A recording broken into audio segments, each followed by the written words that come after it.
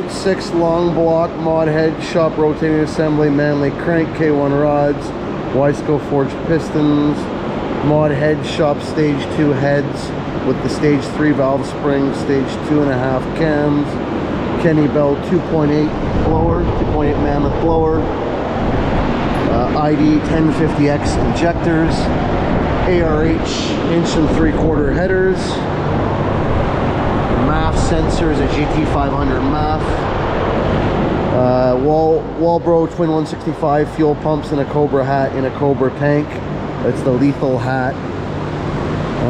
What else? Tremec T56 Magnum 6-speed, McLeod twin disc RXT clutch, a whole bunch of suspension stuff, and maybe we'll talk about that when it's up on the hoist sometime.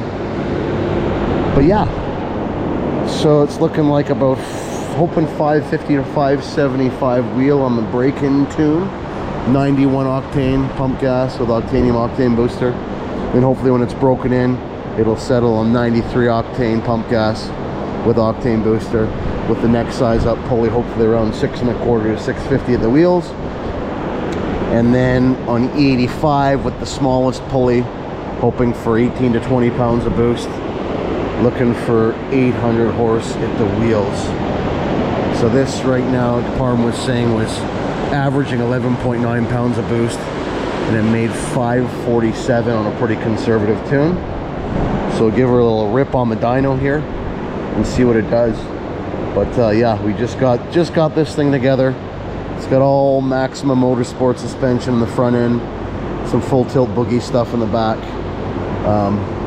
Like I said, that'll be another video. We'll get it up on the hoist and go through it bit by bit. But yeah, 2001 Mustang Bullitt, 50,000 original kilometers. Obviously that's all for naught now because nothing on the car is original other than the body work and interior pieces. So, and that's a 9.8 to 1 compression motor, so factory dish on the pistons there. So like I said, CNC ported PI heads from Modular Head Shop. It's what they call their 1,000 horsepower plus kind of bottom end is what it's got in it. So it's got the heavier tool steel wrist pins in it and the Manley crank. So yeah, we'll fire this thing up, see what it does, have some fun here. Should make for a pretty half decent street car. Are you ready? when I start to pull, I'll just honk at it once, okay, so you know it's coming. Don't stand. Yeah, I'll just put the cameras on record right now, and I'll just hold this one. Yeah, I'll stand back.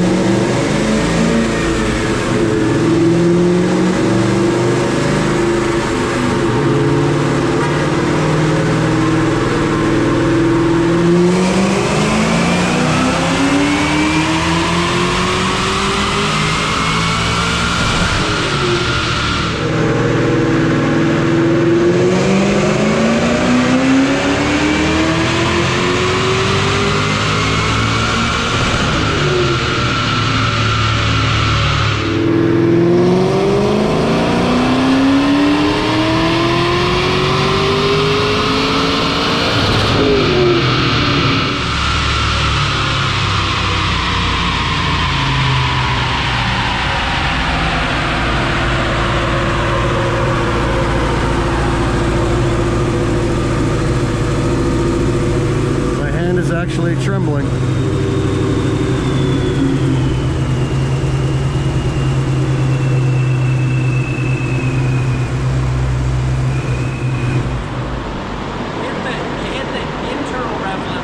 Oh. Because I took it to 66 and it didn't record the whole run. Oh, bugger. Yeah. Oh, actually, it went. What is the internal rev limiter? 6,700. So I just touched 6,800 on the graph here. Okay. But there's always a bit of a skew here. I wonder if it did it under time. Hold on. They'll show it as a false. Let's do another pull after. It sounds fairly ridiculously awesome. My hand was like trembling holding the camera. Yeah, outside I can't tell inside if it's whining or not. So there's not a lot of whine. You don't hear the blower a lot. It's mostly exhaust. Yeah. See if it saved it as. No, it saved as a false cell. Oh, because of the limiter? Yeah. Because once it tags the limiter, it reads a false graph. Oh, you just do another one. We'll take the 65. Yep. Yeah. We'll like cool down a sec. To go beyond the limiter, what do you have to play with the software? Or? So I'm going to raise it up in the actual factory software. The reason I left the rev limiter because the boost was rising. Oh, yeah, So I left it there on purpose. So I'm going to raise it up higher than that. But then I also use the N2MB for the actual rev limiter. So generally what I'll do is I'll do all the tuning first, get it all finished up on the car. Then install the watt box just in case there's a problem with the spark fallout or something like that. So I know it's not that. It's right. That makes sense. A bunch of things, so. Yeah, I know it sounded pretty awesome. Sounds good. Yeah. I'll give it a few moments to cool down, and we'll make the build to 65.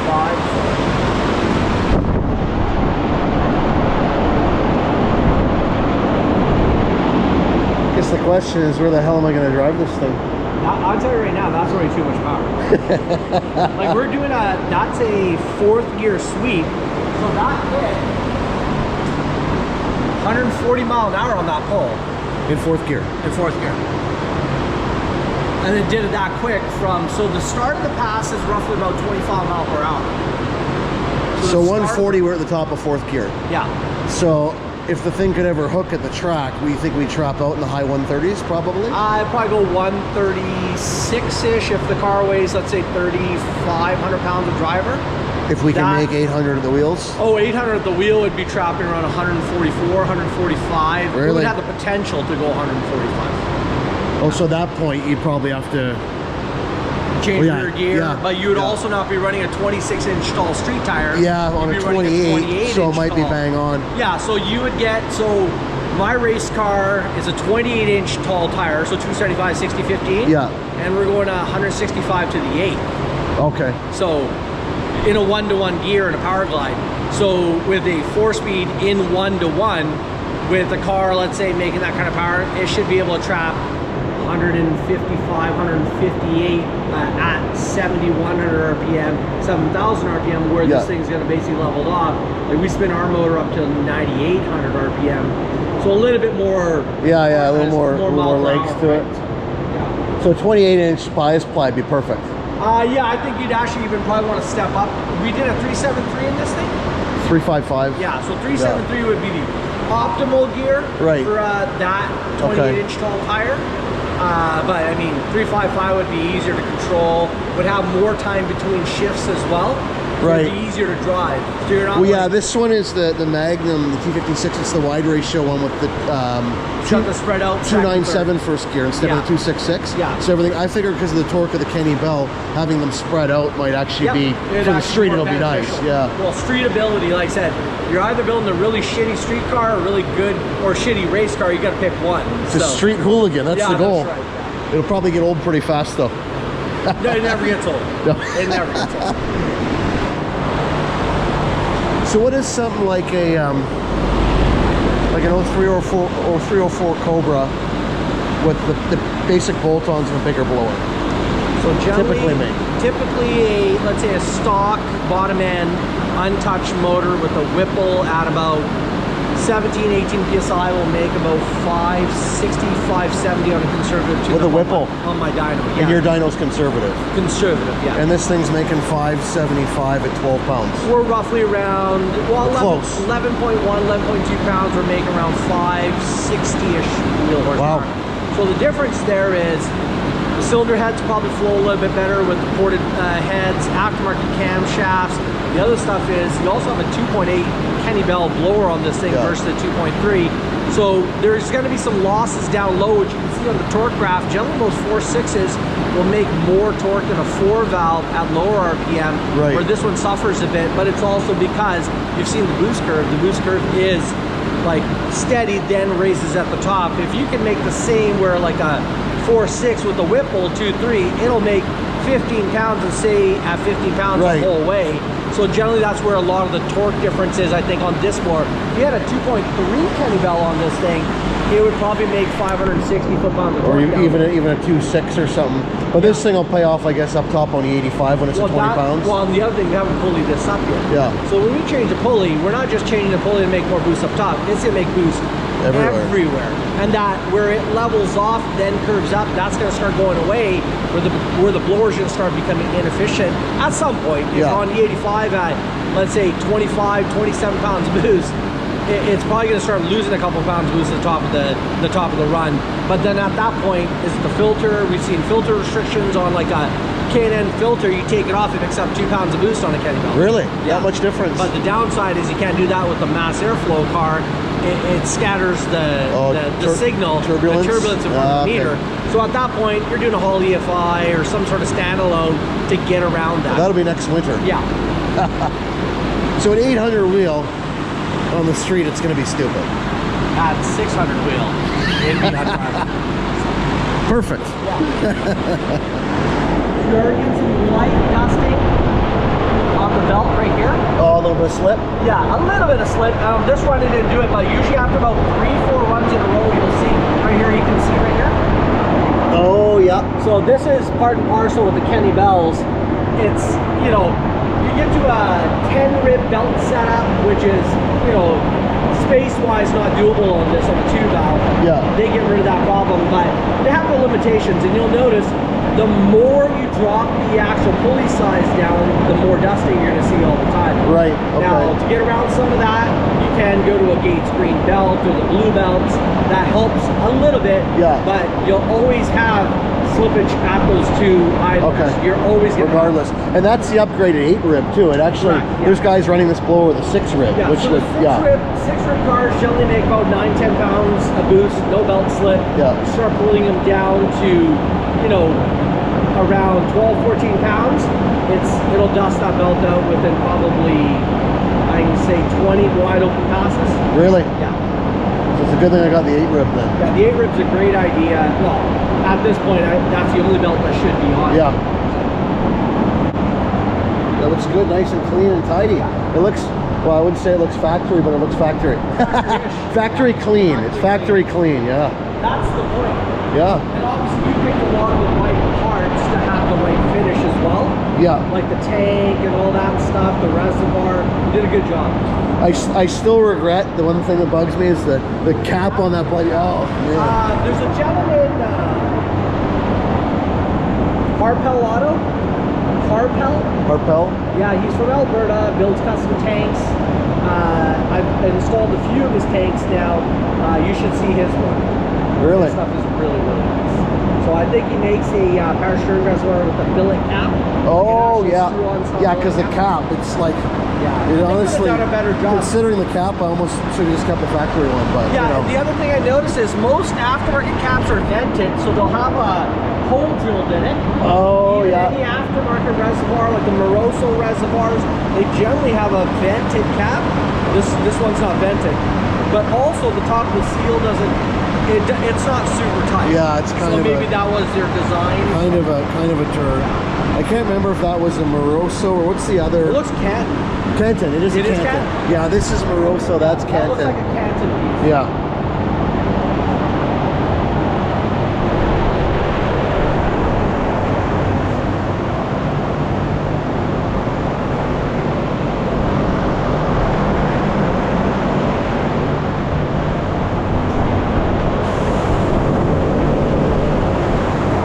And yes, it does have a Cobra IRS in it. It is IRS swapped.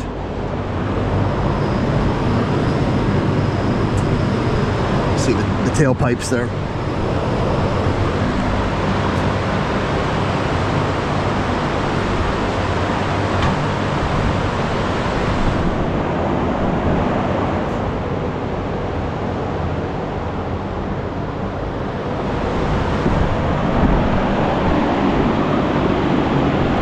How long do you generally cool it between runs? Usually I'll wait till the intake air temps come below 100 degrees to keep it realistic. Yeah. So right now the key is actually on.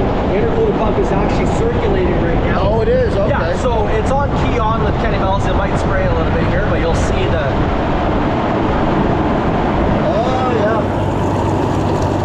I'll do is I'll gently have the dyno fan on there, circulate it. I'm not trying to cool it down to 60 degrees, so like the numbers aren't realistic. Yeah.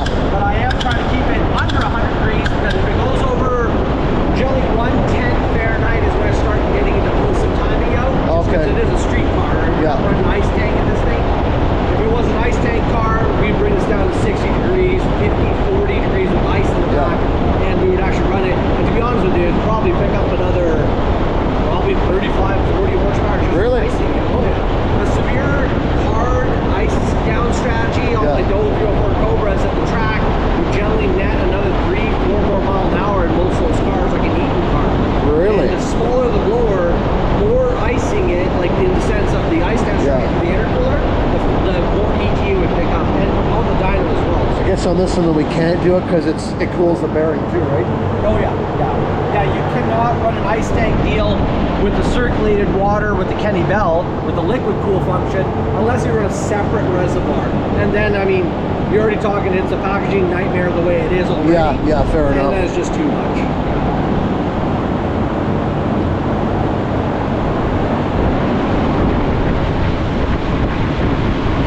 Injectors tuned out good. The IDs were good. IDs are the best injector out there. There's no doubt about it. Manufacturers will spend time and money to get like actual plug and play data for any OEMs. Yeah. Like for Dodge calibrations, for Ford, GM calibrations, they've spent the money and time and R&D to do that injector data. It makes our job way easier, and the cars, well, you heard the car fire up completely cold. Yeah. They run perfect, and to have a 1050X injector generally wouldn't run that great if you put even, let's say, a Ford Racing 80-pound injector. It'd be a little chunky at the start. Really? So it does make that much of a difference. But like I said, it's a quality piece, and it's an OEM piece. They're using an OEM type injector to make their injector kits with the rather than modifying an existing injector. Yeah, we got about 20 grand into this thing. If my wife's watching, we've got 20 grand into this. Actually, I think the number I told her might have been 10. We're 10 grand deep.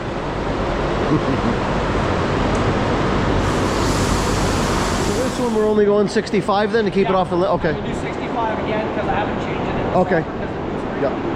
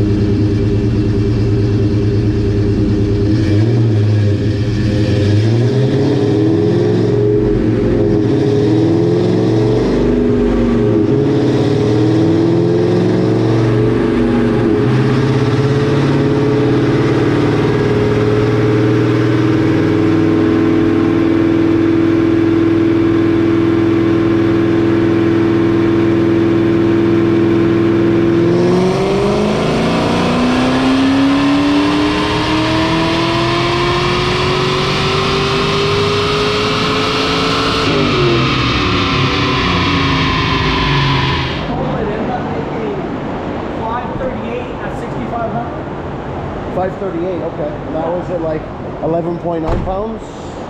That was 11 we have for point. boost? I have a trace still out here. So this, you see the power line is still climbing. The next pole, I'm going to actually take it up to 66. I think it's going to level up around 66. Okay. But you can see the boost right here, so you can actually easily see it now. So this is the start of the pull, 2,600 RPM, 9 pounds of boost. So the average boost is, this is what the pulley is supposed to be, is 11.3. Okay. So that's what it's pulling. The last, when it had the cats in it, was 12.3, 12.4. So it lost a pound of boost, but makes more power. The cat dislodged itself and was stuffed sideways in there. I'll show you the picture.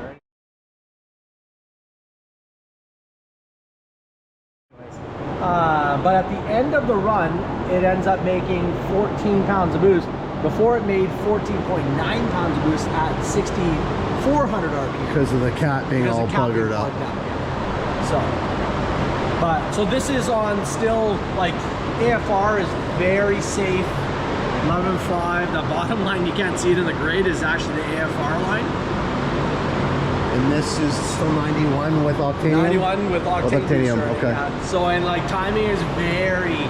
And you think the clutch might be slipping a bit up top, possibly? You can smell it. On this pass, it didn't do it because you can't see it on the graph. Okay. You see this little dip right here? Yeah. That's where you can actually, you can smell the top of the run. So if you do 3 runs back to back, this first pull will do, it won't do it because it will still be cold. Okay. So as soon as you have some heat, it's just because it's not seated in. Okay. It's not the clutch, it's just that it's not got to break in properly. But if you ever read McLeod's website, it says, or instructions says, do not break it in. Yeah, don't do this. Yeah. But what else are you gonna do? I know. It's the middle of December, so yeah. It's like saying go put road course brakes on your car and then go put 1,000 miles on your road course car on the street. Yeah, to break them in. No, but I follow a proper bedded procedure. Okay. Like even on the clutch. Yep. So everything else is good. That's gonna look nice. No leaks. What Parm was saying there earlier, pointing to the dyno graph. I actually got the catted long kit from ARH, so the headers that feed into the collectors with the cats in them, or the mid pipe with the cats. And he called it within the first few dyno pulls, it started to melt the cats out of the thing. It was choking the car down, and it gave it about an extra 1.5 pounds boost because of the restriction of the cat being stuffed in there. So that has since been rectified. We'll fire this thing up, spin the rollers, see what it does.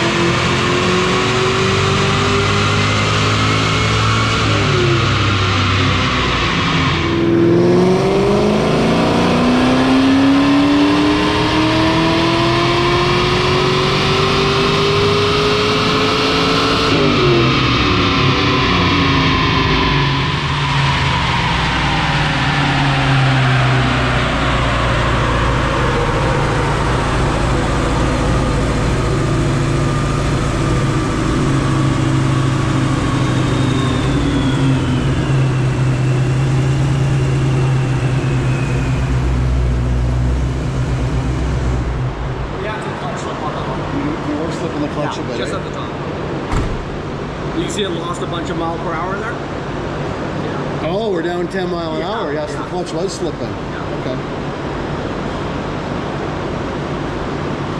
So probably 545, 550 with no slip. 550-ish is my guess at 65, 6,600 RPM. And like I said, we're trying to keep each pass consistent. Intake air temps, like we data log all the stuff through the OD port, even on the dyno, all the channels.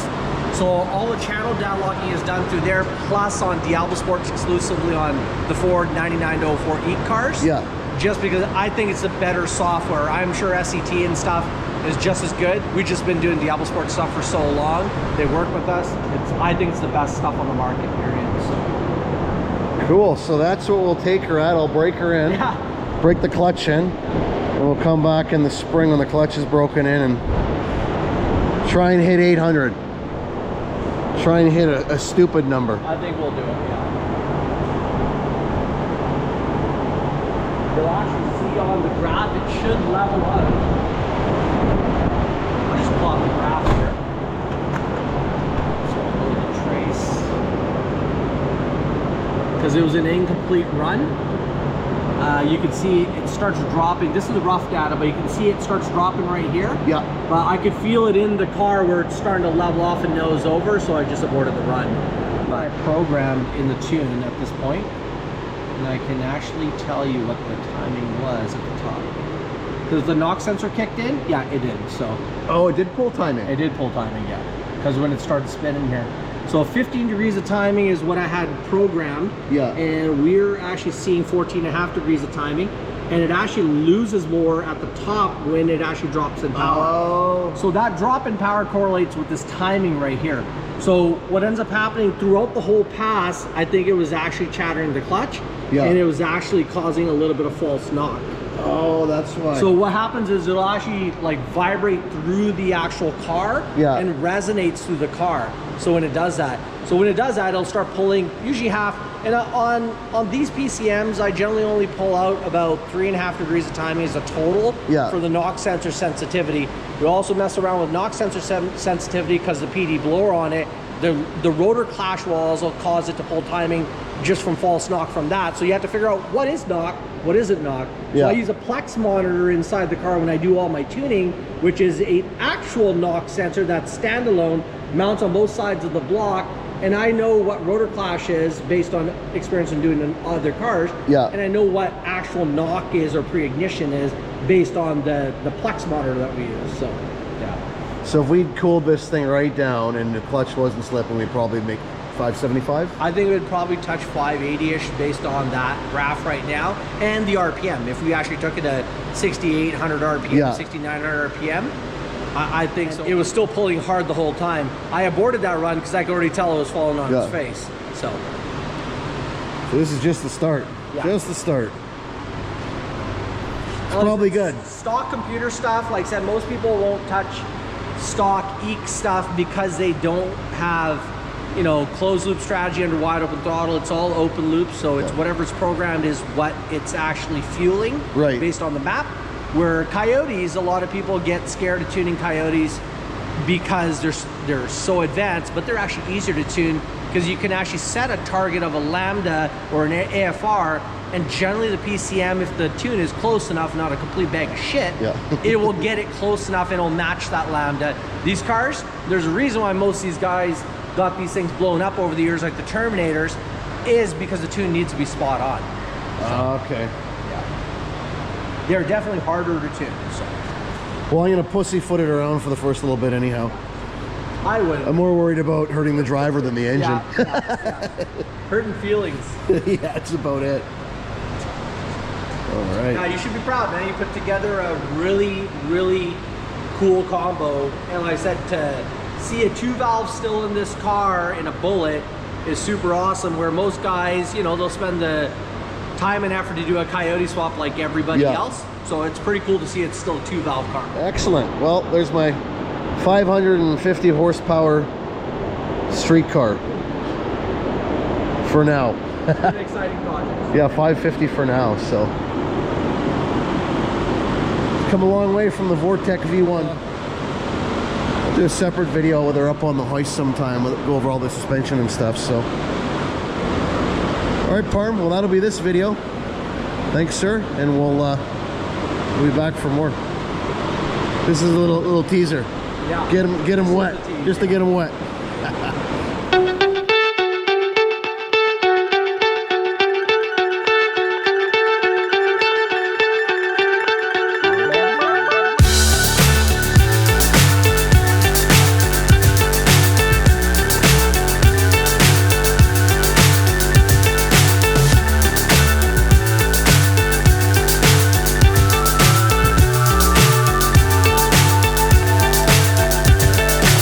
So high I'm hypnotized.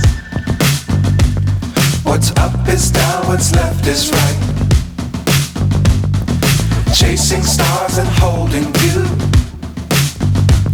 I can't see the end, but we'll see it through.